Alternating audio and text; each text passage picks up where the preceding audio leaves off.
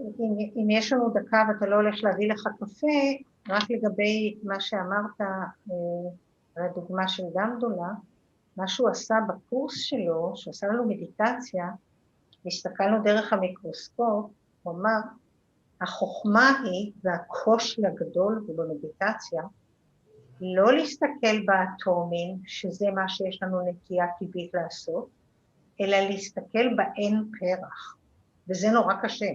כי מיד התודעה הולכת למה שיש, לאטומים. אבל... Hello, Geshe. Hello. Go on, continue. We're talking about meditation, how to see the non-existence object, the emptiness of the object. Okay. Well, continue.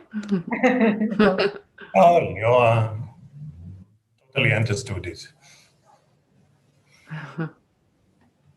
We have one more minute if you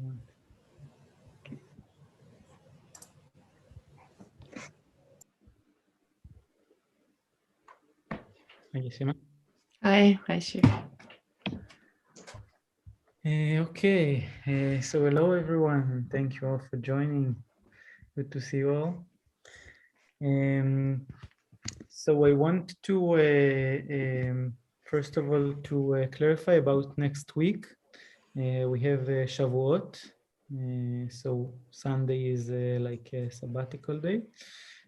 So we will have the session, the lesson one day before, on Saturday at the same time, 8 Israel time. So write to yourself wherever you are in the world. So that's regarding next week. Also another thing regarding questions. From now, if you have questions to Geshe, please send them to the email that now you have in the chat to Dalit. She will forward the questions to Geshe. Maybe I will send it again in a separate message. Okay, so Share just a word before you mute us, may I?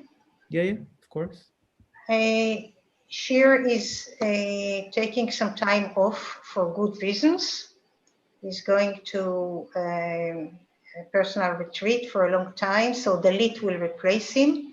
I would like to thank you so much for everything you've done for the whole year. You were wonderful, and it was so helpful to have the WhatsApp group, and you enabled us to study this important course. So thank you for now so much for everything you've done. We'll see you in the future. Really, my pleasure. But I will still be here for a few more lessons, so that's okay. Just next lesson, I will not. Until the next lesson, I will not be available. So you will still see me here for a few more 2-3 weeks. But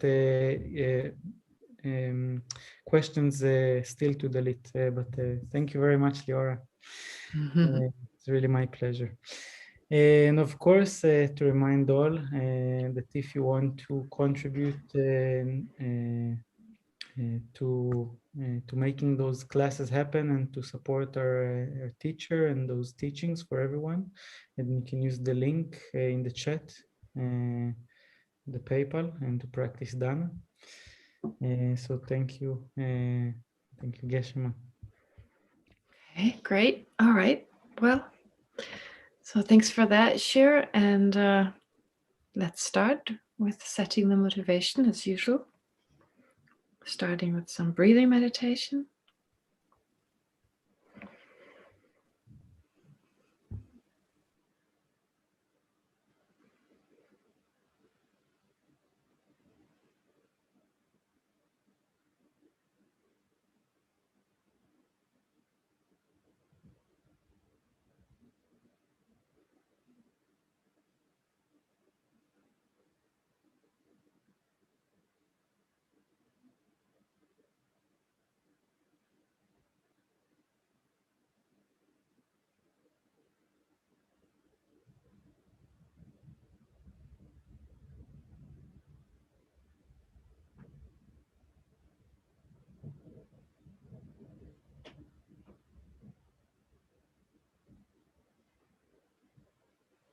And then, as usual, visualize in the space in front of you a fully enlightened Buddha, Buddha Shakyamuni,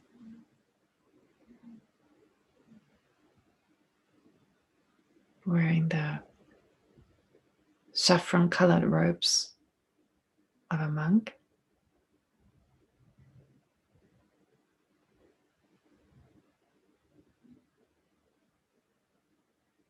And being inseparable from your personal Lama.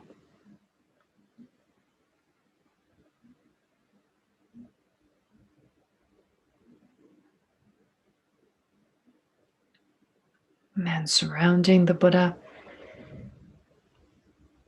are the great Indian masters.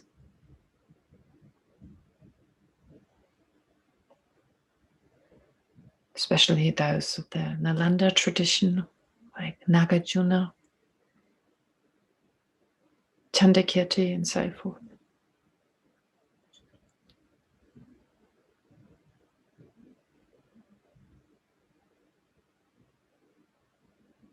And then the masters of the different Tibetan traditions.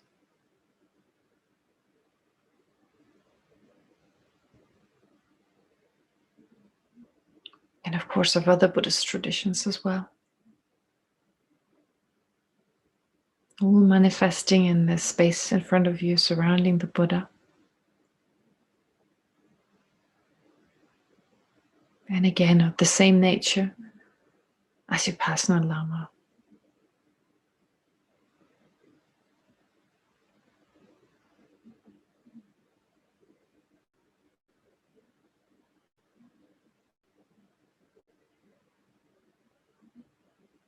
And then as to the reason for why we're studying this text, think that we're surrounded by all sentient beings.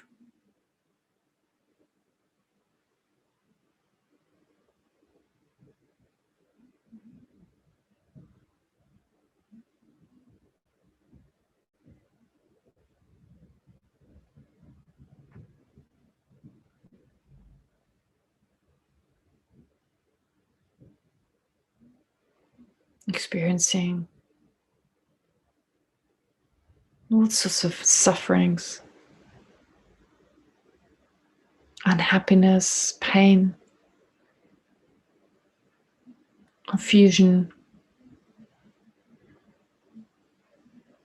fear, and so forth.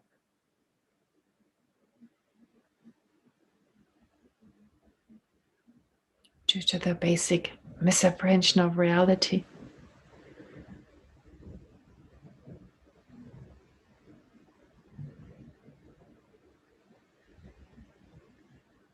Wanting to live a peaceful life, but being under the control of the basic ignorance.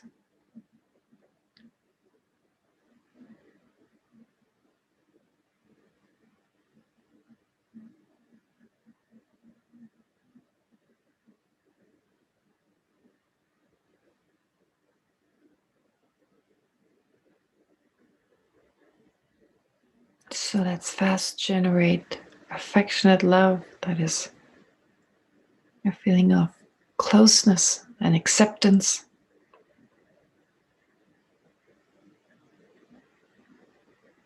A warm-hearted feeling of affection towards all these limitless sentient beings.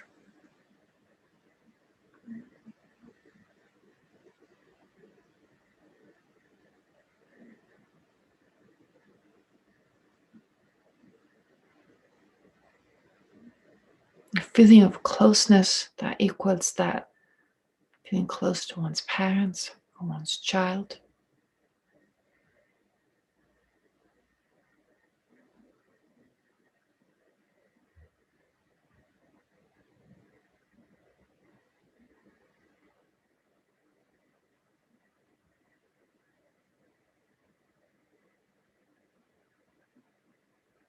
And that feeling then gives rise to great compassion. That is the affectionate awareness that wishes for all sentient beings to be free from suffering. and wishes to protect all sentient beings from those sufferings and their causes.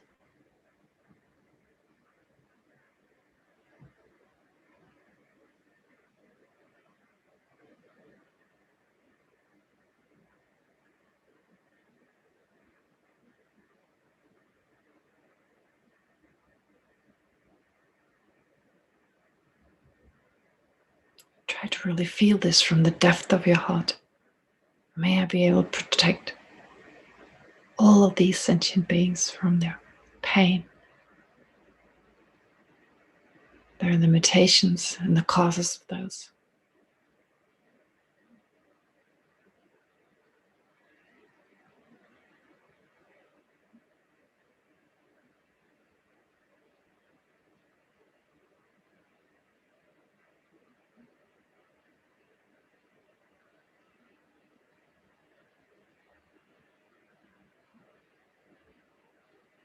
And great compassion then gives way to the special altruistic attitude, which is the determination to help all sentient beings to free themselves from all their sufferings and the causes of their sufferings.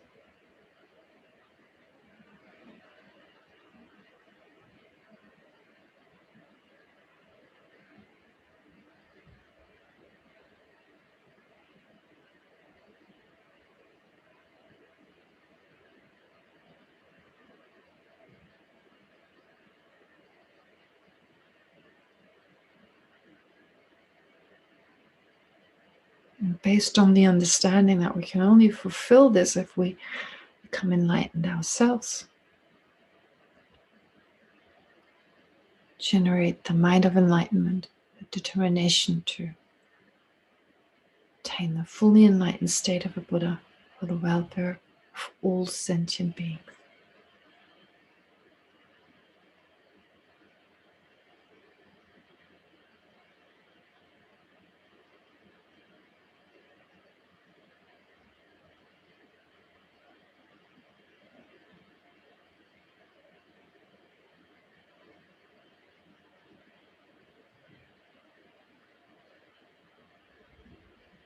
And then think it's based on that mind and for the welfare of all sentient beings that we study Chandrakirti's text.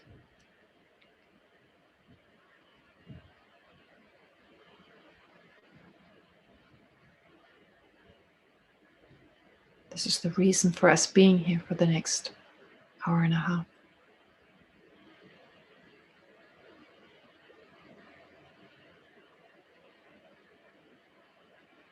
And without letting go of the mind of enlightenment, our motivation, let's recite the prayers together. I go for refuge until I'm enlightened to the Buddha, the Dharma, and the Supreme Assembly. By the accumulation of merits, of practicing generosity and so forth, may I become a Buddha to benefit all sentient beings. I go for refuge until I'm enlightened to the Buddha, the Dharma, and the Supreme Assembly. By the accumulation of merits of practicing generosity and so forth, may I become a Buddha to benefit all sentient beings. I go for refuge until I'm enlightened to the Buddha, the Dharma, and the Supreme Assembly. By the accumulation of merits of practicing generosity and so forth, may I become a Buddha to benefit all sentient beings.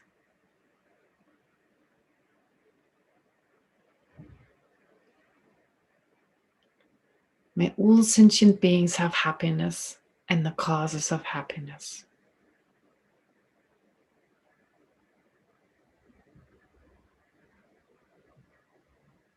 May all sentient beings be free from suffering and the causes of suffering.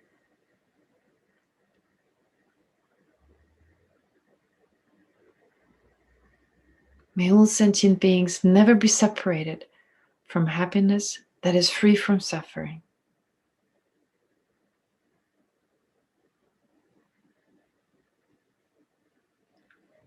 And may all sentient beings abide in equanimity, free from attachment for friends and hatred for enemies.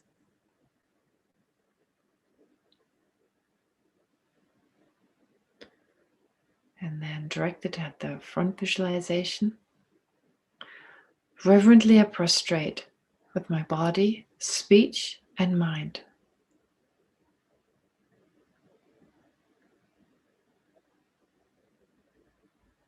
I present every type of offering, actual and imagined.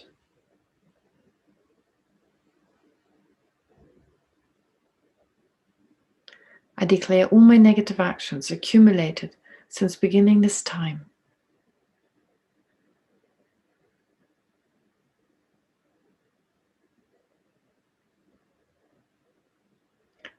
And rejoice in the merit of all holy and ordinary beings.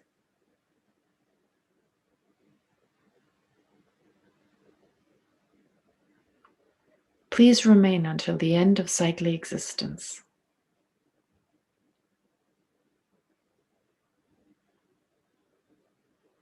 And turn the wheel of Dharma for living beings.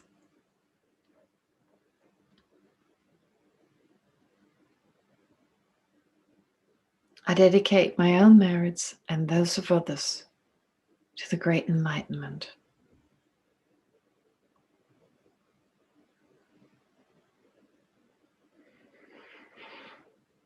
All right, great. So before we start, as usual, a few words about what to reflect on for this coming week. Now, I spoke about it already last time, about the importance of reflecting on our situation right now, and of course, by extension, the situation of all sentient beings, with the mind of enlightenment being the center of our practice, and just continuing on and on and on without letting go. And of course, there'll be times when it's harder to generate it and times when it's easier, but never mind. Whatever the situation, to just continue as before, 10 times a day, 20 times a day, as many times as we can. Set your alarm clock, well, or at least your phone, if you need a reminder. But of course, also based on an understanding, and here for this week, the understanding is of the suffering nature of existence, which I mentioned before is not supposed to be pessimistic, but rather realistic. To not have unrealistic expectations of ourselves, of the situation, and so forth, but rather to be, well, in tune with reality, based on the understanding that, well, suffering is part of our life, but also that not only do we experience what's called the suffering of suffering, and not only is our happiness very limited in that it doesn't last long, but the third kind of aspect that's very important is the pervasive suffering nature of our existence, which doesn't mean we suffer all the time, because of course, obviously, we're not always sick, we're not always unhappy, we have times when we're happy, but even the state of our happiness in comparison to what our mind is capable to experience, the kind of happiness, the ordinary happiness we have right now, in comparison to that blissful experience of, well, liberation, of enlightenment, is a type of suffering. So in comparison, therefore, and I've given the example of temperatures. Now, usually with regard to suffering, it's said that actually the state of happiness we experience right now, that is just the absence of some worse type of situation. And the example I've given with temperature, well, if you've just lived through a really cold winter and it was minus, well, I don't know Fahrenheit, but minus 0 degree, minus 0, it was minus 0, let's say minus 10, minus 20, for many months on end. When then the temperature goes up and it's +5, +10, it feels really warm in comparison to what we experienced before. Now that is like the suffering of change. That is the kind of happiness we experience. But actual warmth, actual room temperature that keeps us healthy, that is the best kind of temperature for our body, is like, what, 21, 22 degrees. So that is what we don't experience right now. And we experience something, well, what we call happiness, but what isn't in actuality. And it's hard to realize that because we hold on to these experiences as happiness and have a hard time letting go. And therefore we don't look for liberation, really. We're okay with that +5, +10 degrees. But of course, the danger is that due to the suffering nature of existence, that worse suffering could arise any time. We're never safe having this mind and body. And of course, having this mind, most importantly, which is mistaken with regard to the way phenomena exist, especially the I, mind and body, well, yeah, mind and body, and so forth. Now, one aspect I addressed, I started talking about last time, is the fact that this mind embodies the nature of suffering, because suffering experiences arise naturally, don't require any effort. We naturally get hungry, we naturally feel thirsty, we naturally, our body starts getting smelly, our body gets stiff, and it naturally gets sick, of course. And our mind naturally feels bored, our mind naturally feels dissatisfied, of course, naturally self-centered, angry, and so forth. All these arise naturally. And those states, when it comes to our body, for instance, the opposite requires effort. So to satisfy our hunger, to quench our thirst, to clean our body, keep our body clean, to become more flexible, and, well, to get better or to keep healthy, all that requires effort. So that is with regard to mind and body. So the nature of our mind and body is such that suffering comes easily. And to remove any type of state that we don't like, it requires effort. And we can never really sit still. If our body was in the nature of happiness, we could just lay in bed the whole day and we'd get happier and happier. We wouldn't have to lift a finger. And even in our action with other things, it's so much easier, if we think about it, to get things dirty than to clean them. It's effortless to get things dirty. It's hard to clean them. It's easy to make a mess of things, and it's hard to, well, tidy things up. If you think of a room or a house, it's easy to break things. So easy to drop a cup, but it's so hard to fix it. It's so easy to destroy something and so hard to build it. So if you think of buildings, but even just friendships, okay, so buildings after an earthquake, they easily topple within a few seconds. A whole city is destroyed. And how long does it take to rebuild it? Friendships. It takes years and years to cultivate friendships. One sentence, over. So that's the nature of our existence. It's so easy to lose things and so hard to gain them. It's so easy to be criticized, to receive criticism, and so hard to receive praise. A nun friend of mine, we sometimes fool around a little bit. And we just had, for a while, we were just kind of reflecting on this fact that as a nun, to build a reputation, for instance, in Macau comes, well, it takes years. Initially, you're a new nun, no one takes you seriously, and then it takes years. You know, people look at you, oh, still a nun, etc. And we just had this running joke. All you need to do to lose this, run around the temple one time during the teachings and start singing a song and dancing around, and your reputation is gone. We should just make this joke and, you know, make funny faces. Like that's all you need to destroy your reputation for good within a few minutes. So in other words, that takes a long time to build it up.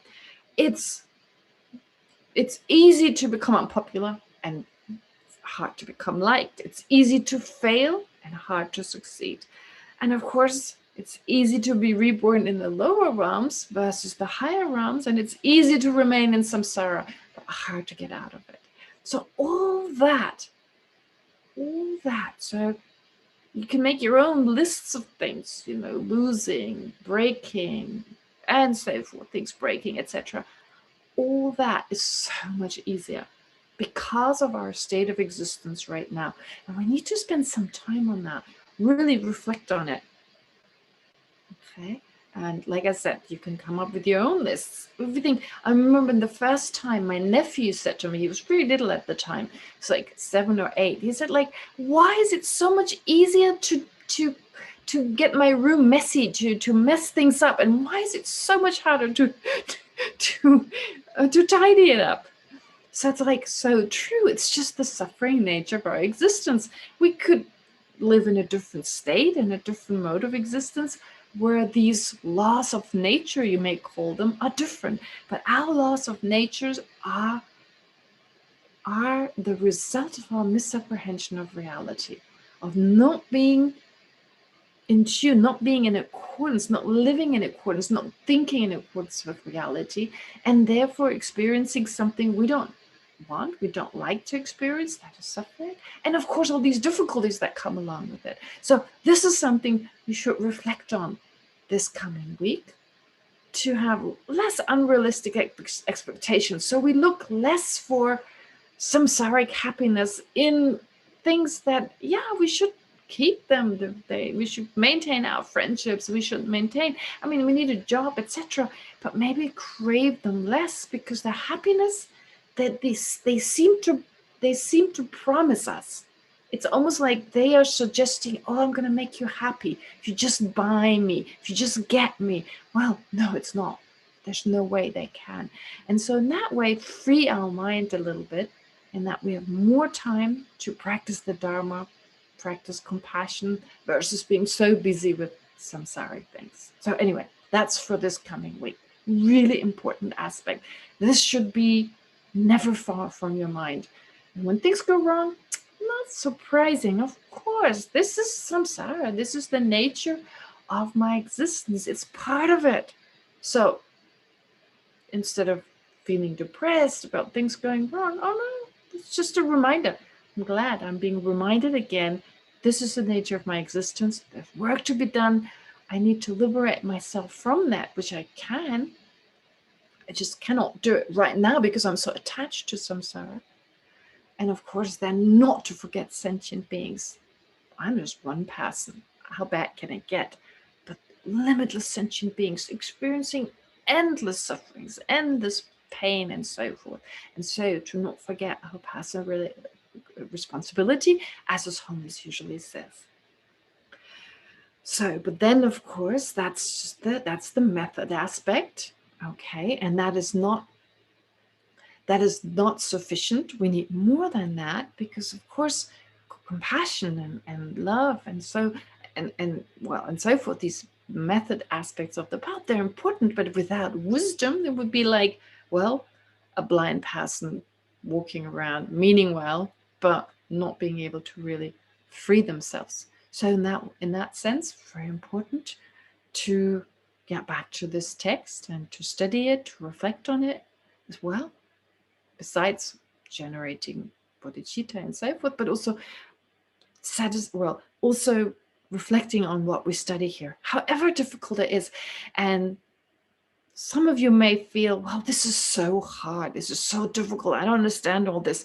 I studied something new and I've forgotten what we did before and it doesn't stick and I have thousands of questions. Well, His Holiness once again shows us how to do it. When during the teachings, His Holiness mentions again and again, this text we're studying right now is always near His Holiness, together with the self-commentary. Well, the self-commentary by Chandrakirti has not been translated into English, but it's contained in Illumination of the Intent, which is, of course, as you know, now available as a book. So actually, Lama Tsongkhapa explains the self-commentary. You have everything in there. And it gives you an explanation of the verses, plus extra explanation that Chandrakirti provided in his self-commentary. And these are the texts His Holiness always talks about. His Holiness always keeps them close. So, of course, if His Holiness is a fully enlightened being, well, he doesn't need to keep them close, but His Holiness, even as a fully enlightened being, what he would do is teach us how to get to the same state by way of saying, look, this is how I do it. I read this over and over again. So don't expect to read it once, hear about it once, and then to understand it. You need to go over this again and again, and whenever time allows it, to think about these ideas again. All right, so just to remember, just to remind you.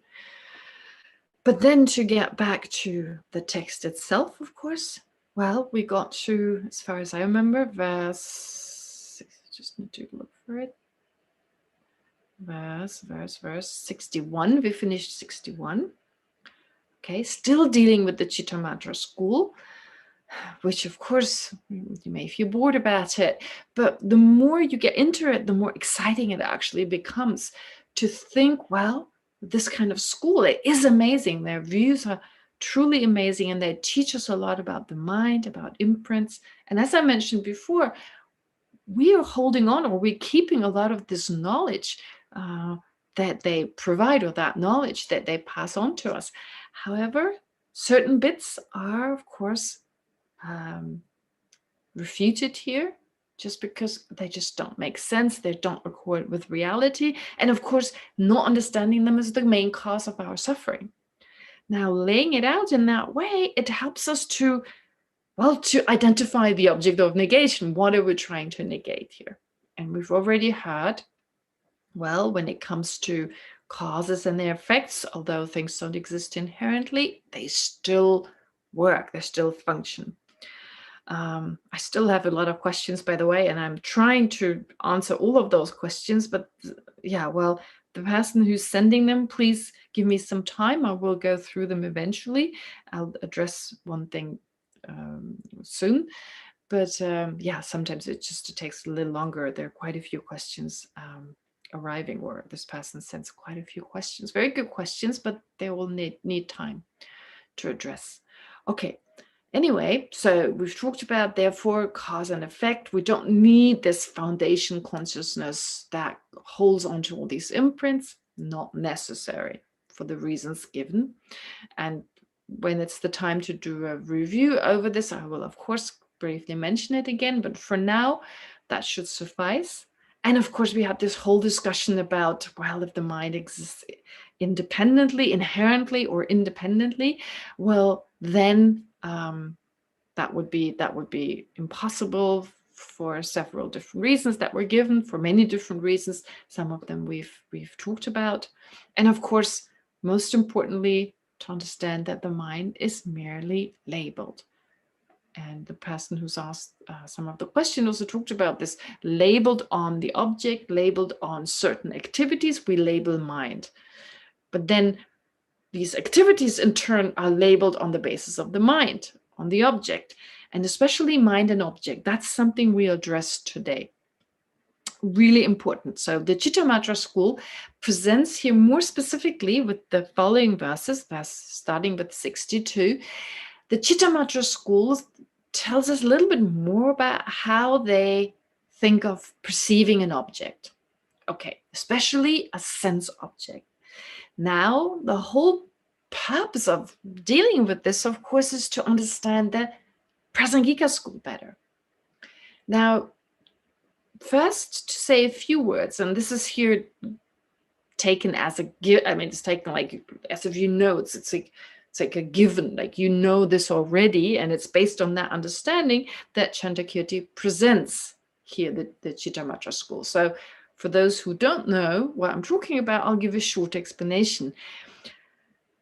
With regard to how do we connect with the outside world? Of course, in the Prasangika school, there is an external world. There is an external reality. And as the person who's sent me some questions has asked, well, it seems the Chittamatra has got the point there. And yes, he's right. They got a point there. The Chittamatra school very much emphasized that the external world is very much dependent on the mind. And the Prasangika agrees with this, totally agrees with this. But let's say a few words, let's discuss a little bit how the Prasangika school explains how how we make contact, how we perceive the outside world, and how that also accounts for the fact that phenomena don't exist inherently. Okay, so first of all, the explanation that many of you have had before, is in order for us to see something, to hear something, to smell, taste, or feel something with the body consciousness, we need, first of all, well, 3 conditions. We need 3 conditions, and we need more conditions than those. So please don't think when I say 3 conditions, I'm saying you don't need anything more, but you need 3 basic conditions. Okay, so 3 basic conditions. Of them, the first I mention here is called an immediately preceding condition. Why? Well, it means that they're before. So let's take the example. You have an eye consciousness perceiving a chair. Okay, an eye consciousness apprehending a chair. For this eye consciousness to be able to apprehend something, okay, the ability to apprehend something, that is given by the immediately preceding condition. In other words, by a consciousness that is part of the same continuum, or if not part of the same continuum, but that exists in the continuum of the person, at least, right? So if you have an eye consciousness, well, a moment earlier in the continuum of this person having an eye consciousness apprehending the chair, this person must have had a consciousness, must have had an apprehension of something a moment earlier. So just that knowing or perception of something. You can't have a perception now if there was not previously a perception. Talking of one person, a single person. So for this person right now to see a chair, well, they must have been able to see something before. So this ability, what enables the eye consciousness now to see the chair? Well, it's a previous moment of apprehension or of perception. Okay, that's called the immediately preceding condition. So in other words, you need a moment earlier, you need another mind perceiving something, a previous mind perceiving something. Otherwise, you can't perceive something right now. All right. But more than that, for the eye consciousness apprehending a chair, you also need an empowering condition. You need physical organ, you need some basis, some physical basis, or it empowers, in other words, the mind to perceive, in this case, a visual object. So that's as we usually do, like the retina of the eye, the part of the brain, the visual cortex, all these organs, if you like, or all these aspects of the body, physical aspects, they enable the consciousness apprehending the mind, or the eye consciousness apprehending the chair, to perceive a visual object. Okay, so the immediately preceding condition enables the eye consciousness to perceive something in general, and the empowering condition, the physical faculty, retina and so forth, well, that enables the eye consciousness more specifically to perceive a visual object, shape and color. All right, and then the chair, that is called the chair itself, that is the observed object condition, the observed condition, or the observed object condition. So the chair enables this eye consciousness most specifically to see the chair. Without a chair, you can't correctly apprehend a chair. And so you need the chair. So you need those 3. And then previously, a moment earlier, perceiving something, and the physical sense basis, and you need an object. All right. Now, that already shows, implied in that, is first of all, the mind doesn't exist inherently. Why? Because, well, it's dependent on all these factors. So if something is inherently existent, then its ability is already within the mind. You don't need anything. It can just do the apprehending without needing an object or needing anything. It just does it. So inherent, as I said, it's like it means to be independent. Therefore, one indication that the mind can't exist inherently, as the Chittamatra school likes to believe, well, is the fact that it's dependent on all these factors. But one other factor that we haven't mentioned yet is that actually the observed object, the chair that you perceive, is no longer there. When the eye consciousness apprehends the chair, that chair is gone. So we are never really, with our eye consciousness, perceiving anything that is in the present, because obviously the whole process of object and eye organ, brain, and so forth interacting, okay, and here modern science tells us how it takes place. It takes some time before the chair can appear to the mind. Let it be a nanosecond, but a nanosecond is still a nanosecond. It's still a moment later. So we're actually, when we say we see what's going on around us, it's merely labeled on the fact that we are a split second late, okay? So we're labeling, I'm apprehending the chair here right now. We're labeling that on a chair that's actually no longer there, okay? It's like the previous moment's chair. It's not like it looks totally different. No one is saying that, but it's not exactly the same chair. A chair a moment ago that appeared to the retina of our eye, well, the one that we now perceive with our eye consciousness is not the same. No, sorry, it's no longer there. So the one that appears to the mind, it takes a moment for the eye consciousness to arise, and therefore we're a little bit late. We're just a moment behind time. Okay, so first of all, therefore we can still say, well, I apprehend the present, but that's merely labeled on the fact that, well, it's the closest to the present that I can muster, that I can manage to perceive. Okay. That's one part. So that shows us already this is labeled, this is imputed, like I said, on the fact that this is the closest to the present I can get. But there's more to it. There's more to it. So what else is there? Well, if we think of an object, here we're with the visual object. When we say the eye consciousness perceives something, well, if the object existed inherently, then the way it was out there, we would have to perceive it. But then, of course, modern science tells us that's not the case. That's not the case. Well, because in actuality, actually what happens is colors, and this is modern physics tell us, colors are actually only light waves. They're magnetic, they're visible light waves.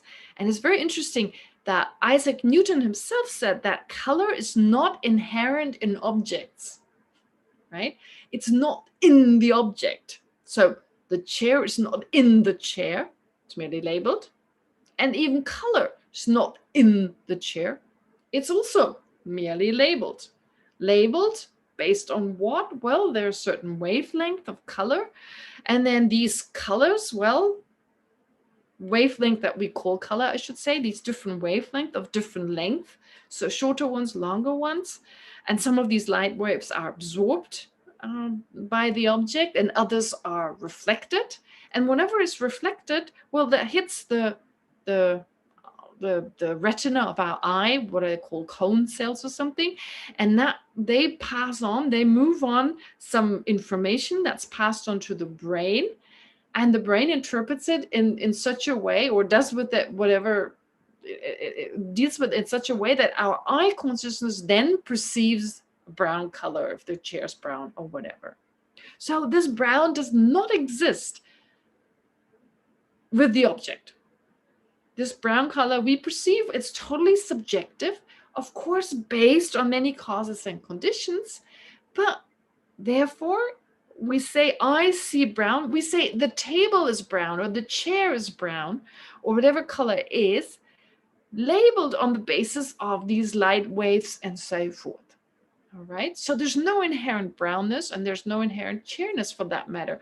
And if colors don't exist the way they appear to us, well, of the two, colors and shapes, which our eye consciousness perceives, colors determine the shape. I mean, we can only see the shape. In other words, we can see the shape based on the appearance of colors. Now, if colors don't exist that way, shape doesn't exist that way either. And so it becomes clear that, well, this is an extra reason for why we say things don't exist inherently. It seems we're seeing these colors all around us and they exist the way they appear to us, and we're just seeing them the way they are. But, well, modern physics tells us certainly that's impossible.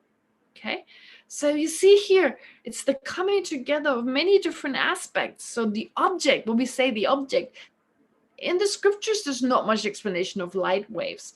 But really, when we say we see a chair, the way we think of it, that's merely labeled on these wavelengths, on these light waves and what have you, and all the coming together based on that coming together, we say there is a chair, right? Well, it's the causes and conditions, of course, that gave rise to it, but it's also based on many different aspects, especially, of course, the parts of the chair. That's really the basis of imputation. But just because it's the basis of imputation, it doesn't mean when we label, this labeling is not dependent on many other factors, including the light waves and so forth. All right, so I hope this clarifies this a little bit, how on one hand, the Prasangika school says, well, yeah, there is an object, there is a sense power, a sense faculty, and there's a previous moment. So this is how perception takes place, kind of almost suggesting there's inherent perception. But of course, this is also just labeled, doesn't exist inherently for the reasons given. And of course, there are more reasons than that. Okay, but now having said this, then you have the Chittamatra school, who also talk about subjective existence and no objective existence, that things don't exist objectively, but in a different way, in a very simplified way, which is a great introduction, but not enough. How do they look at perception? And that's explained in verse 62. If you look at verse 62 of the 6th chapter, it says, the arising of visual perception, in other words, an eye consciousness, takes place from its own potentiality, wholly, that is entirely, and at once. So what does it mean? In order for an eye consciousness to take place, and here the example is also given of an eye consciousness, because of course when we say there are no external phenomena, we're talking about sense phenomena, sense objects. So the arising of an eye consciousness perceiving a chair, or the ear consciousness perceiving a sound, whatever you use. Here, it's dependent on an imprint ripening. It's entirely, wholly here means entirely dependent on that imprint.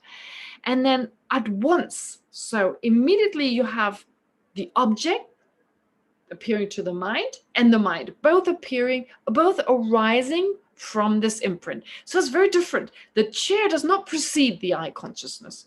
The chair and the eye consciousness exist at the same time. Because the chair, why do we say the chair exists? Well, because there's the appearance of the chair, and that's it.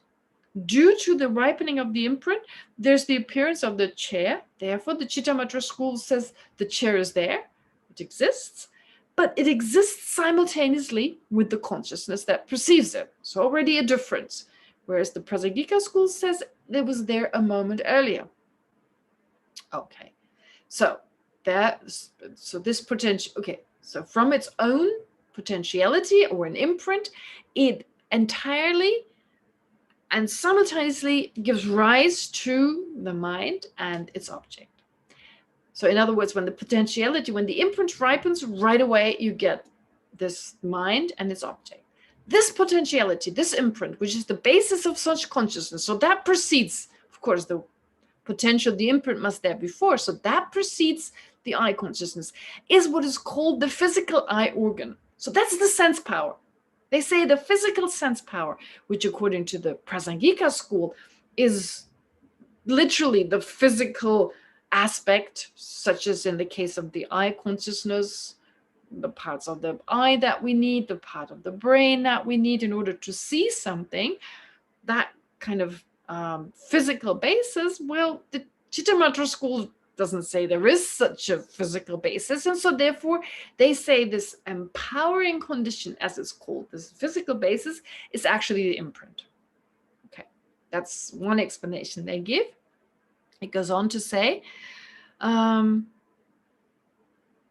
the next verse, then it explains how, based on that, there are no external phenomena. Okay, so you say, Chandrakirti is basically saying this is what the Chittamatra says. So not knowing, the Chittamatrans say, not knowing that perception, so the Chittamatrans say, so for ordinary people, not knowing that perceptions emerging from the senses, such as the simple perception of blue, come from their own seats with nothing outer to grasp, people speak of apprehending external objects. So he explains, this is how people believe. So the Chittamatra school says, well, we do not deny inherent existence, we deny external existence. We say, excuse me, we say, here the example is not the chair, the example is perceiving blue.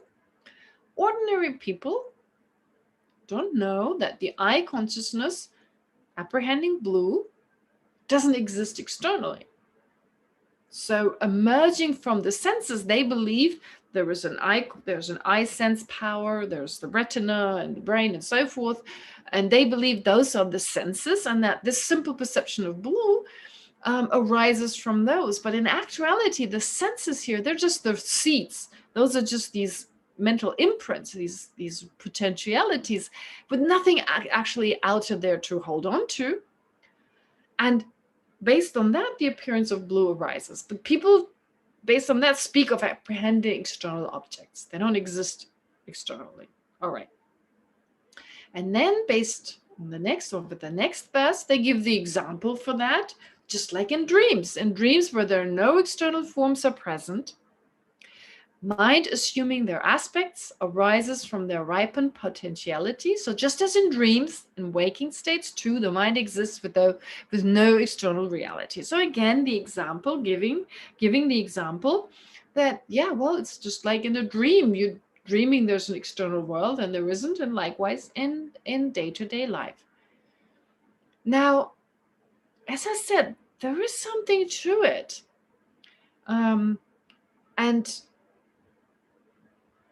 Oh, sorry, I forgot actually the question someone asked. Yeah, I was going to kind of integrate this into the explanation on the mind. Anyway, never mind. So I'll address it in a moment. But to continue with this train of thought, so therefore in the Chittamatra school, there's this idea, yes, things don't exist. There's no external objective world. In fact, there's no world whatsoever, and there's only a mind, which is something we don't move away from as radically as we may believe, because of course, why do I have a very subjective view of reality? There's still something to it. It's my imprints. Imprints are just another word for the residues left on the mind due to past experiences, mental experiences. Of course, my upbringing, the way I was educated, the cultural background I have, the experiences I have on a daily basis, all those influence even my sense perception. So what this person said, this person said, does your cat see your clothes? The clothes, like let's take my robes. Does your cat see your clothes? Okay, well, clothes are not objects of the senses. They're mental objects. Well, actually, according to the scriptures, there are sense objects. There are visual objects. Anything visual is an object of an eye consciousness. Though it's not easy, this idea, well, what is actually a visual object? What is actually an object of an eye consciousness, and so forth? Well, eye consciousness is easier, it's sound, right? But for instance, shape and color, of course, those are objects of an eye consciousness. But for instance, a chair, is that shape or color? Well, which of the two is it? Does it have to be shape or color for the eye consciousness to perceive it? This person here argues that the cat doesn't see the clothes because it's not, because they're not sense objects, only color and form. So they say he says only color and form are sense objects, and the cat would have no concept of clothes. there is a bit of a debate on that some people say, well, yeah, the eye consciousness only sees shape and color, and then this is a vase or this is a chair. That's understood with the mental consciousness.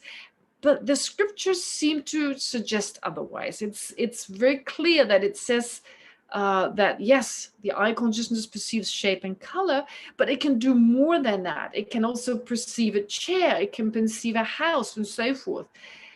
The question arises is, well, how? Like, does everyone who sees shape and color naturally see a house and so forth?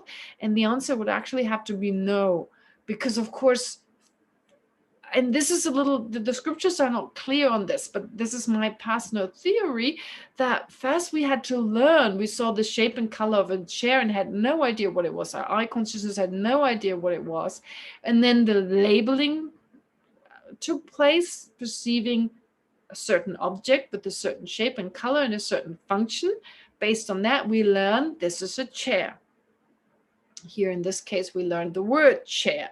But even if we hadn't learned the word chair, there would be some concept we would develop of the object, even without being able to name it. So that concept developed, okay? And so as children, we learned to make sense of the things around us, categorize things. That was the first process of labeling. The process of labeling happens all through our life, but this was a very pronounced, this was a very, very coarse type of labeling, like really categorizing things very consciously. It was more of a conscious action that required much effort. And due to this, that left, of course, imprints on our mind. And here I'm talking Prasangika school. It left imprints on our mind. And then every time we see something, well, at some point, the eye consciousness is able to see this is a chair and so forth. So in the scriptures, it talks about due to familiarity, we can perceive this is a chair, this is my father's body, and so forth. This is actually the case. And it's, again, of course, here we need to bring in labeling, of course, because this is also what this person says. We never see the full object. I mean, when I see a chair, I never see the whole chair, and still we label, I see a chair. If there was an inherent chair and I was inherently seeing the chair, I would have to see everything of the chair. But based on just seeing the front of the chair or whatever is in the sphere of my vision, I label, I see the chair. When in actuality, the chair is made of many, many different parts and of internal parts that I never see, okay?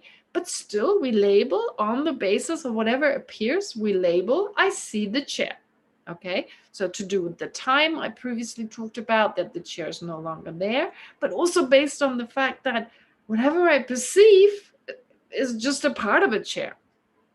When I see a person, I say, oh, I saw a shearer today, but actually I just saw his face, not the inside of his body or the back of his head or anything, or his hand or feet or any, well, I saw, and I can say I see shearer because it's merely labeled, that perception. Okay, so here, this person asking the questions, I'll just say Jim. His name is Jim, by the way. It's just easier than saying the person. I'm sure he doesn't mind. So Jim is saying, well, with regard to these aspects, we never see the full thing. Like, even if you open a suitcase, he says, you never see everything about the suitcase. You can look inside the suitcase, but everything about the suitcase you never perceive. Yes, you're right, totally right. If it existed inherently and there were inherent perception, well, we would have to perceive everything, because it would not be enough to say independence on seeing some part. We label, I saw the chair. All right? Okay? So that would be impossible. Okay. So this I meant to address here. And with the cat and the clothes, well, yeah, I see robes when I look at my own clothes, and the cat doesn't see robes because the cat has no idea. Well, possibly noticing me wearing a different color than my mom. I don't know what the cat notices. But the point is definitely not knowing these are clothes and what their functions are. And how much the eye consciousness perceives or not, it's really hard to determine, but it's definitely saying it sees clothes. But of course, it doesn't have the knowledge. It is not able to think about the object as the mental consciousness does. However, the eye consciousness is not a passive transmitter or anything. It actually perceives more than oftentimes we think. So we shouldn't confuse it with the sense powers. Okay, all right. Having said this and having in this way also addressed what Jim said, well, let's go back to the Chittamatra school, which of course claims what I just said. No, it's not taking place. It doesn't happen. There is no external object and there's no external sense power. What we call sense power, what the Prasangika school describes as the sense organ, or more specifically the sense faculty, well, that is in actuality the imprint. Okay, all right. And now comes the criticism of that, based, of course, on the Prasangika school. Now, if we could have verse 65. Okay, so I've given you a lot of explanations, just not to confuse you too much. Basically, as of the text, the Chittamatra in 3 verses say, well, you Prasangikas, the way you describe it, we don't accept this. There are no external objects, there's no external chair, and there's no external eye, and there's no external brain. So forget about all those. All you have is the imprint. That's what we call the empowering condition. Okay, the sense faculty as you describe it, you Prasangika, we call that empowering condition, we describe that as the imprint. And the imprint gives rise simultaneously to the object and to the mind apprehending it. And giving rise to the object is by way of the appearance of the object. Okay. Now, the Prasangika says, wait a minute, I don't agree with this. In verse 65, it says, since without sight, so a blind person, for a blind person, mental cognitions that perceive blue and so on occur in a dream. Yeah, that's possible, right? If you were not blind since birth, let's say you lose your sight due to some accident, well, while you're awake, you don't see blue, but you can still see blue in a dream. So without sight, being blind, mental cognition, the dream mind, of course, is a mental consciousness that perceive blue and so on, occur in a dream. Why would such perception not arise from its ripened potential for a blind person without eyes? So let's say you lose your eyes. Well, since you don't need eyes, okay, so the Chittamatra version, you lose your eyes, you have an imprint ripening, you go, I don't know, you have an accident, you have a car accident, and oh, it sounds horrible, but anyway, that's the example. So you lose both eyes, or you lose at least the eye's ability to see something. Okay. Now, since there's no external eye in the first place, all right, but on top of that, it's just imprints. Well, if you can see things in your dreams, even if you're blind, why can't you see in your day-to-day life, right? It's just a ripening of an imprint. So what makes you blind? Not a stupid idea, right? I mean, it makes sense. That argument makes sense, doesn't it? Okay, so that's here Chandrakirti's argument. So blind person still perceives blue in their dream. Why wouldn't they perceive blue in when they're awake? When seeing blue only depends on imprints. Okay. All right. So what does the Chittamatra say? Well, what can they say? They just insist on, in one case, the imprint ripen. In the other case, it doesn't ripen. That's all they could say, right? So that's a really difficult point. And you can take it further. I mean, included in these arguments here, included in this refutation is a lot more than that. So first of all, what's the difference between being awake and being asleep? Prasangika school can explain it. External objects, being asleep, there's no sense basis, active, and so forth. It's like, although the Prasangika school doesn't set forth an inherent external world, right? but it does talk of a conventional external world, and not refuting it makes sense. That of course all that is refuted is inherent existence, and there's no need to refute more than that. And it also accounts for the Buddha saying, I do not contradict the world. He does contradict the world when it comes to inherent existence, yes, okay. But other than that, yeah, the external objects, their chairs, their cars, and so forth, the Buddha is not contradicting the world in that sense.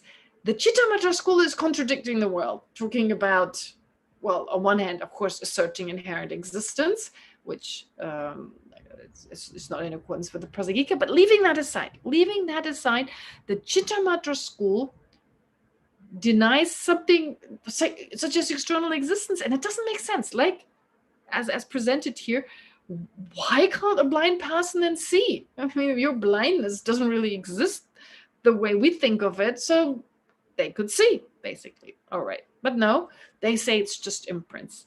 And like I said, you could further argue, well, what is the difference between a dream and a state of being awake? What is the difference between a wrong consciousness and a correct consciousness if it's just imprints? How do you determine that a consciousness is a correct consciousness or not? Prasangika school, if there's a conventionally existent rabbit with 2 rabbit ears, which ordinarily we call ears because they perform the function of ears, so they're conventionally ears, and then I perceive these ears to be horns, which on checking it out, they're not horns, they're ears. But I mistakenly perceive these ears to be horns, so perceiving the horns of a rabbit, well, in that case, I have a non-existent. On a conventional basis, I can say this is conventionally, so the horns of this particular rabbit, I'm talking about an ordinary rabbit, the ears of which I perceive to be horns. And how can I test whether I'm mistaken or not? Well, I go closer and check whether they perform the function of what I call horns. If they don't, then they're not conventionally horns, they're ears, and I can determine I'm mistaken. How do you do that with the Chittamatra school?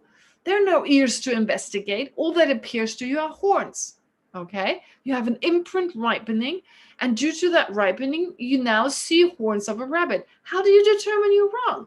There's no basis, there are no ears, okay, to say, oh, you've had the appearance of ears and the appearance of horns. No, only an imprint of ripening for the appearance of horns. So how do you know it's a wrong consciousness? Okay, so a lot of arguments that way, which shows the Prasangika school conventional explanation of conventional existence. Although, like I said, are those ears? Are the ears of the rabbit? Is there being an ear in the ears? No, it's just labeled on the basis of a certain function, a certain shape. We label ears. We've agreed to label this ears. But I mistakenly thought this object does not perform the functions of ears, but performs the function of horns. And so therefore, I wrongly perceive that which is actually conventionally ears. I wrongly label horns. Prasangika school, no problem. Chittamatra, really difficult.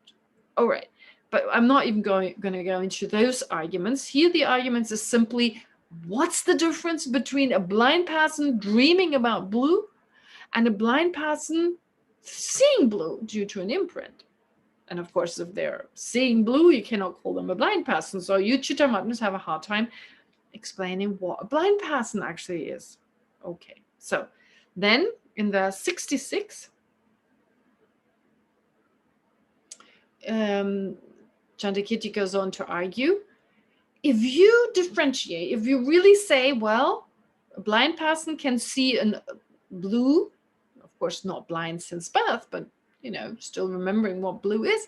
So this person in a dream can perceive blue, but not in the state like while they're awake. Well, then according to you, if there's the ripening of potentiality for the sixth consciousness in dreams, but not in an awake blind person, well, then you should say, just as there's no ripening of potentiality of the sixth for the blind, why can't one say it does not exist in dreams either?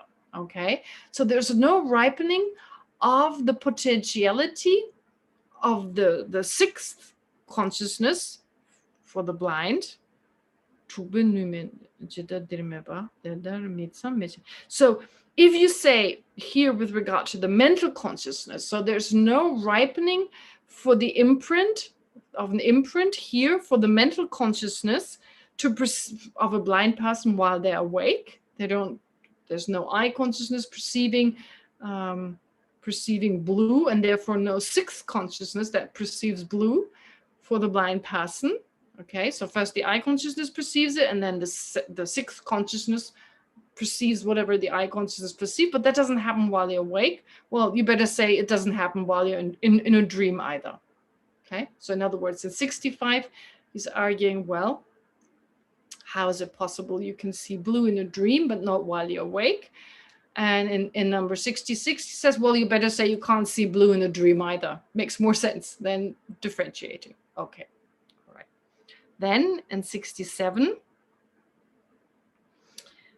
here, 67 is based on the assumption, well, that the Chittamatra school were to say, well, the difference between the dream and the person being blind, well, the sleep is the cause for the ripening of the imprint. Therefore, because you're sleeping and that is the cause of the ripening of the imprint blue, that's why you see blue when you're dreaming as a blind person, but you don't see it in your awakened state. And that's like, what?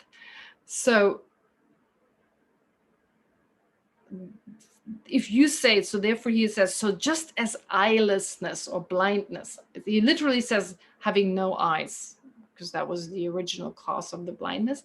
So just as not having eyes or being blind is not a cause for such ripening, in dreams too, sleep is not the cause for such activation. So you must concede that even in a dream, the dream side and its objects are causes for false subjects. Okay. So here, Chandrakirti just insists, if you say the sleep is the cause for the appearance of blue in a dream, well, that doesn't make sense. Just as being blind is not the cause for the ripening of blue, why would dreams or sleep be the cause of activating this imprint? So it doesn't make sense. So you must concede that even a dream, the dream side and its objects are causes for false subjects. So in other words, well, you must concede that even the mind itself doesn't exist inherently. It's a false subject. It doesn't exist in and of itself. So its object, the side, and so forth. And in that way, basically let go of the idea there's no external existence, but rather there's no inherently existent dream mind. There's no inherently existent consciousness in the first place. And of course, there are no inherently existent objects, etc. And then 68, he's saying, now basically, well, summarizing to a certain degree.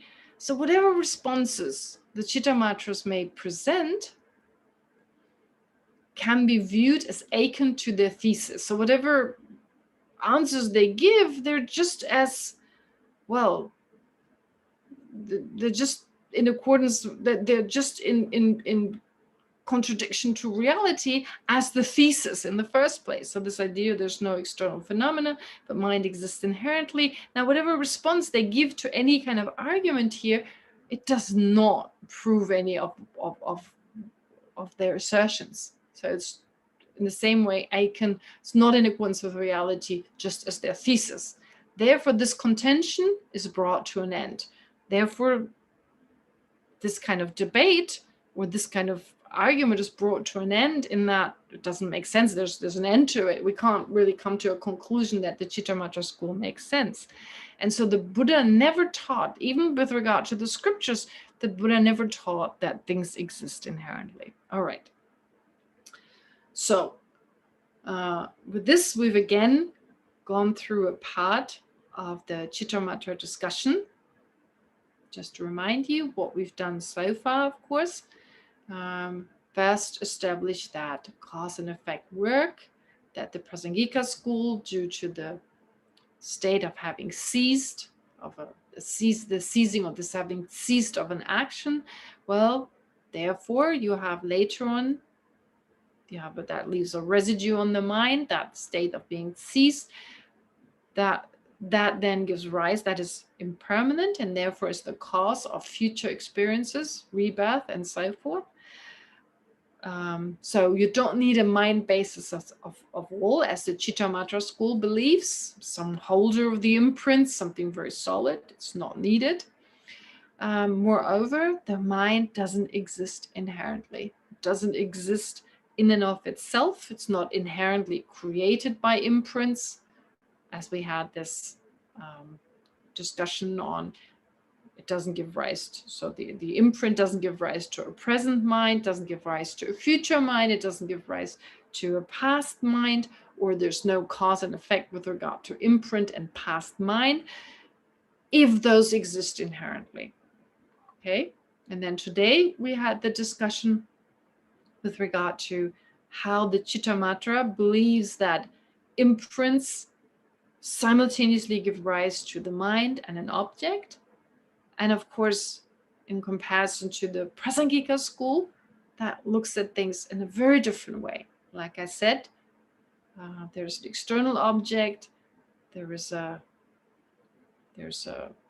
empowering condition, sense faculty, plus an immediately preceding condition, and those three together, they give rise to the sense perception. But of course, it's important to understand that that does not take place inherently, that this is just dependent on many different factors. Now, Jim has brought this argument, well, mind is merely labeled on the activity of mind, and the activity of mind is merely labeled on the basis of mind. And yes, they're based, we label those things dependent on each other. So there's a mutual dependence also with regard to labeling. And there's no fault with that. There's no fault. Yes. And of course, here he brings this idea. Oh, never mind. We're getting off topic now.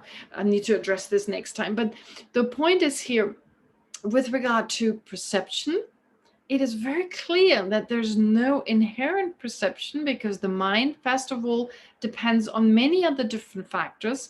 And based on that, we talk of mind. We talk of perception. Okay. Now, Jim at some point says, how do you know there is perception?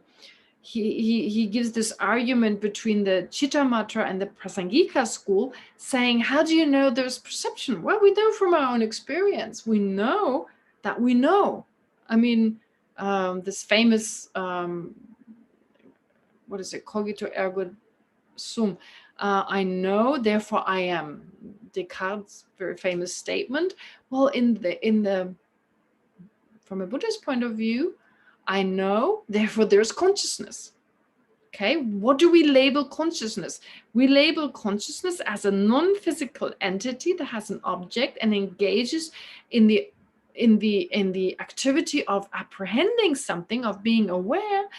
And based on that, we label consciousness. Of course, there's no solid mind the way we like to think of it. Like usually when we hear the word mind, we think of something very solid that has this solid entity existing in and of itself, but it's only labeled, of course, on the basis of an object and an awareness. But this activity of being aware, oh my gosh, it's 8:15. I didn't even realize. I thought I had still lots of time. Anyway, that activity of being aware, we know that this takes place. Okay. And so, sorry, I totally got carried away. I thought I had plenty of time left. Anyway, hopefully I was able to present those verses. They were not that difficult. I'll go over briefly, just with in a few minutes the next time again, so to remind you. But now I'd like to do a meditation. Of course, here basically, of course, addressing the Chitta Matra school, but more importantly, to deal also with the Prasangika school, what we said about perception and how that cannot exist inherently. All right, so let's do a meditation, starting with, of course, some breathing to let go of any disruption and so forth.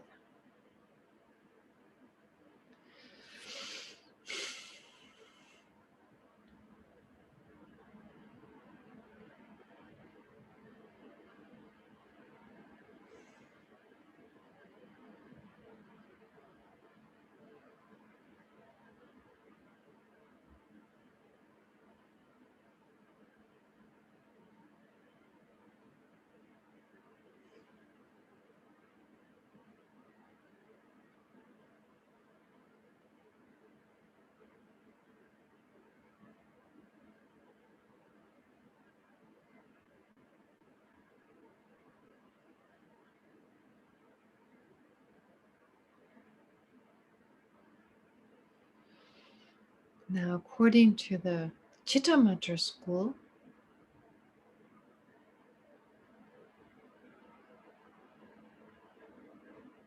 the sense faculty or empowering condition is the imprint.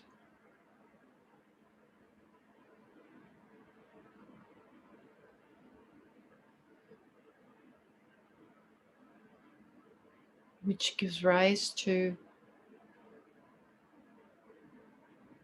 an eye consciousness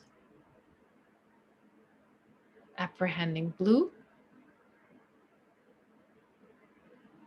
as well as to the appearance of blue.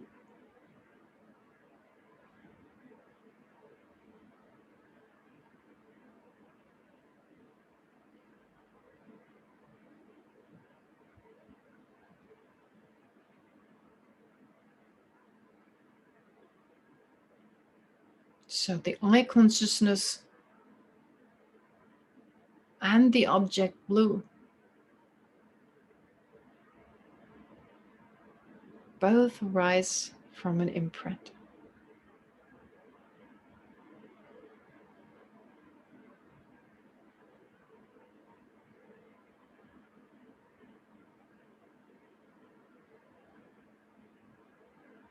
Which makes it difficult for the Chitta Matra system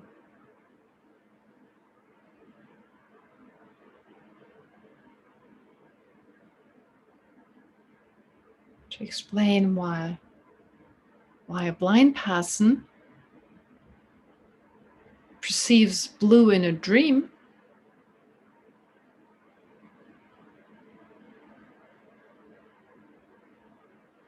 but not while awake.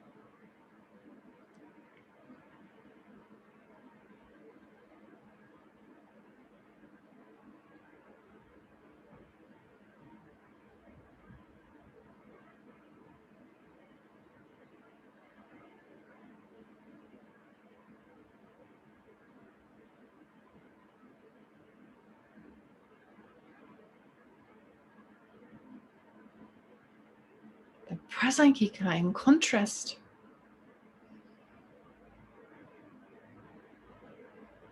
does not contradict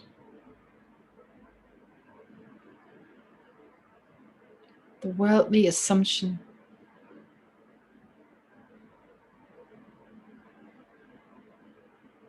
that there is an external world.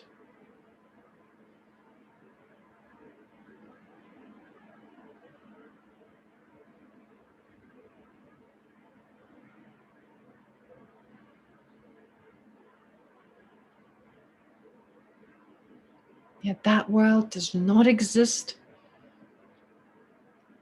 the way it appears to us.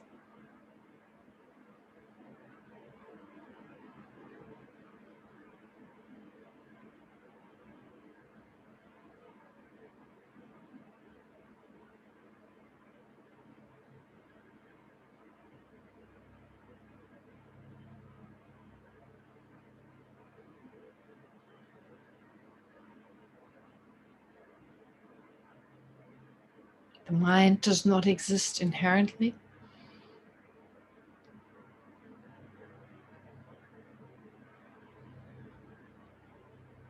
since it depends on an object,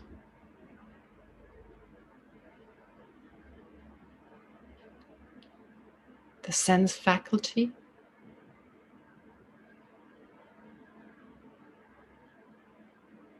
and a previous moment of awareness.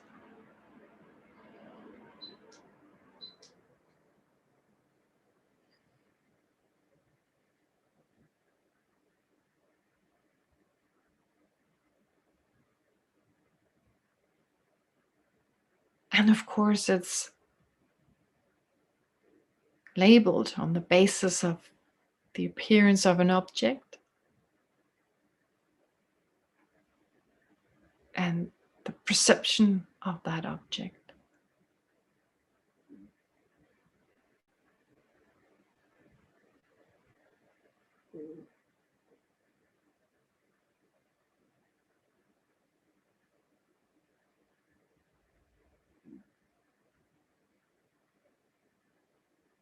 And the object that is perceived by an eye consciousness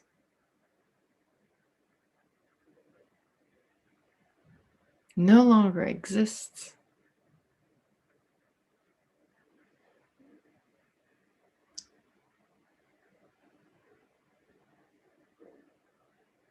Since it has given rise to the next moment of that object.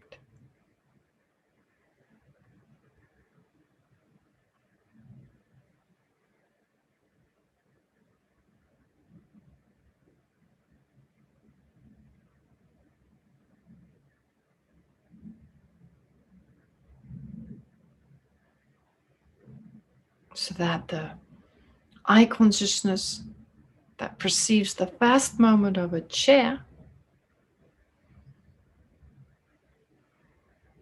exists simultaneously with the second moment of the chair.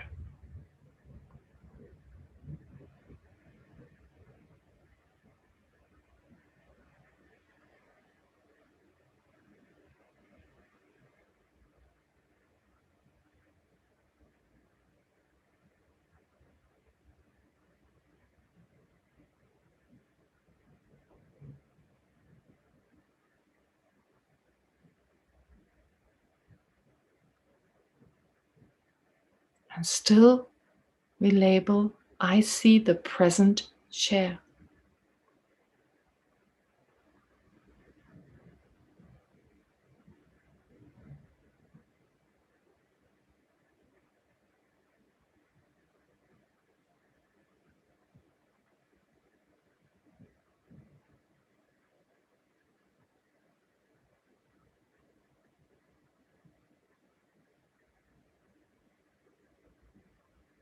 And even though the color of the chair does not exist the way it appears,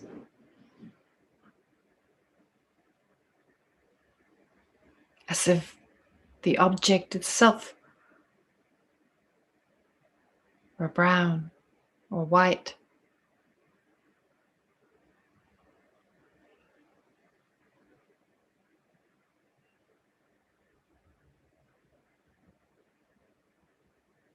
since these colors are in actuality just light waves. Still we label the chairs brown or white.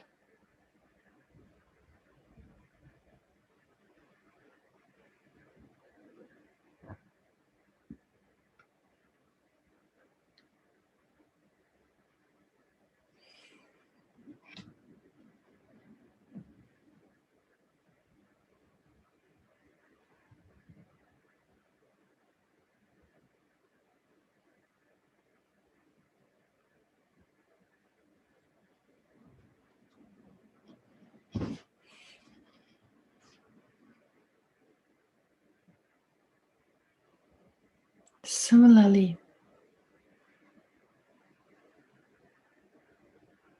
upon seeing the front of the chair,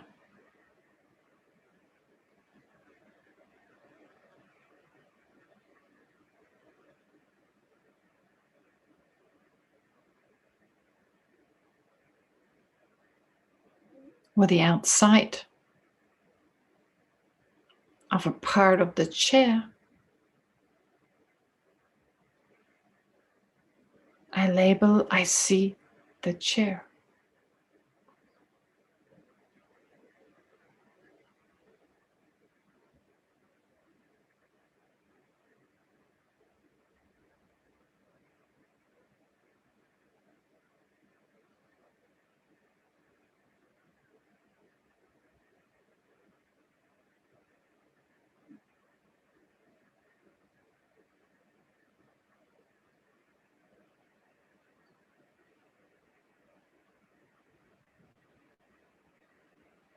If things existed inherently,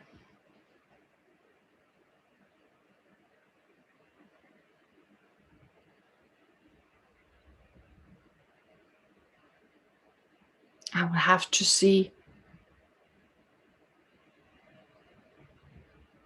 literally the present chair, all its parts,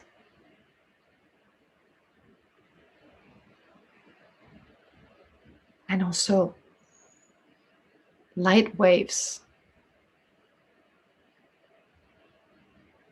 being reflected by an object could not be in accordance with reality.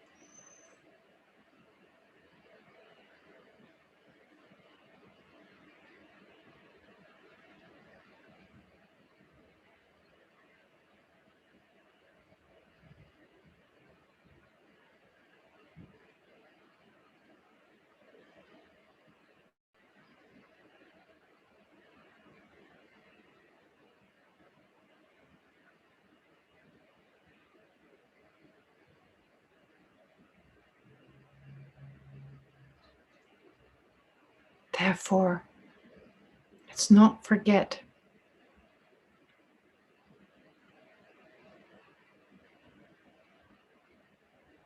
although it appears to us that there's intrinsic perception,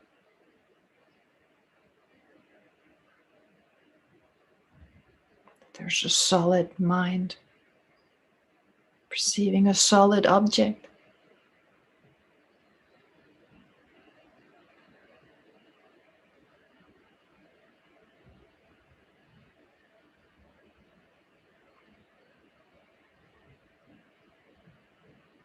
that is just due to our imprints.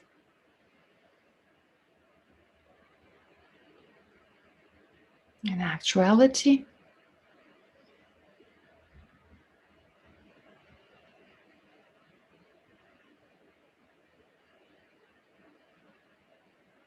things are merely labeled.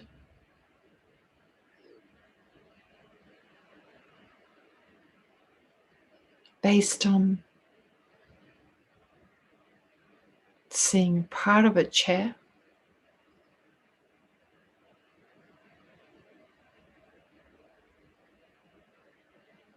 we label, I see a chair.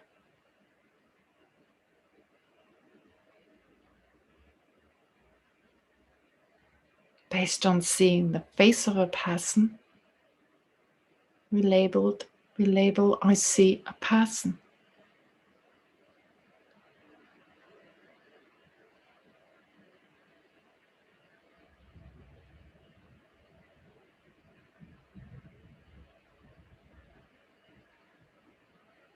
Based on a face or other body parts, we label person on another person.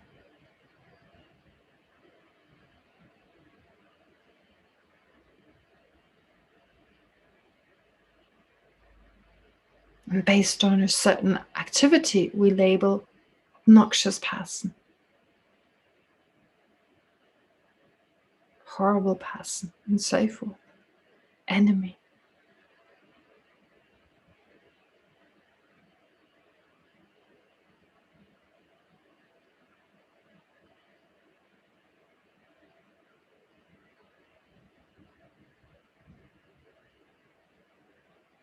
Yet all those are just labeled.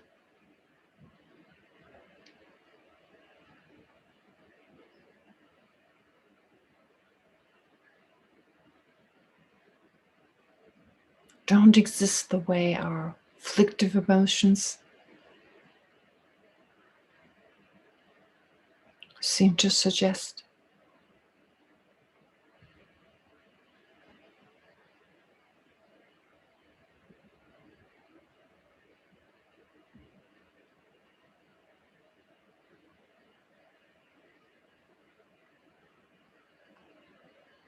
Now, whatever insight you've gained through this analysis, apply a single point meditation to allow for this insight to sink deeper.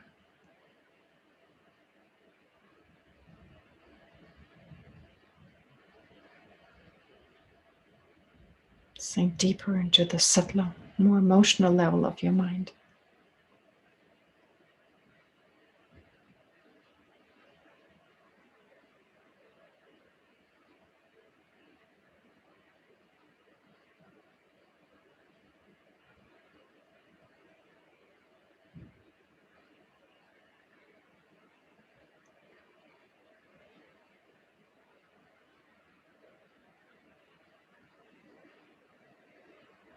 Of course, let's now dedicate the virtue of having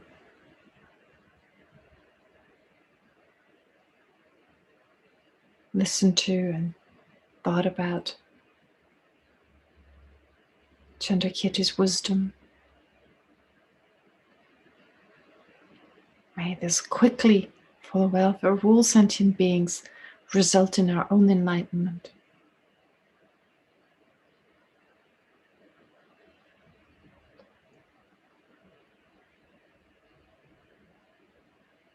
And in the meantime, may have a positive effect on our environment, on those who are suffering greatly right now in India, Nepal, and Pakistan. May all those who are sick get better very soon. Like Tali Lubin and everyone else who's sick.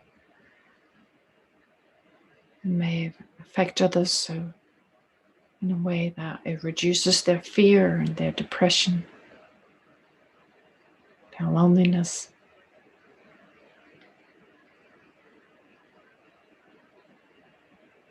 And of course, in the way expressed by Shantideva, may all beings everywhere, plagued by sufferings of body and mind, attain an ocean of happiness and joy by virtue of my merits. May no living creature suffer, commit evil, or ever fall ill. May no one be afraid or belittled, with a mind weighed down by depression. May the blind see forms and the deaf hear sounds. May those whose bodies are worn with toil be restored on finding repose. May the naked find clothing, the hungry find food. May the thirsty find water and delicious drinks. May the poor find wealth, those weak with sorrow find joy. May the forlorn find hope, constant happiness and prosperity. May there be timely rains and bountiful harvests. May all medicines be effective and wholesome prayers bear fruit. May all who are sick and ill quickly be freed from their ailments. Whatever diseases there are in the world, may they never occur again. May the frightened cease to be afraid, and those bound be freed. May the powerless find power, and may people think of benefiting each other. For as long as space remains, for as long as sentient beings remain, until then may I too remain, to dispel the miseries of the world.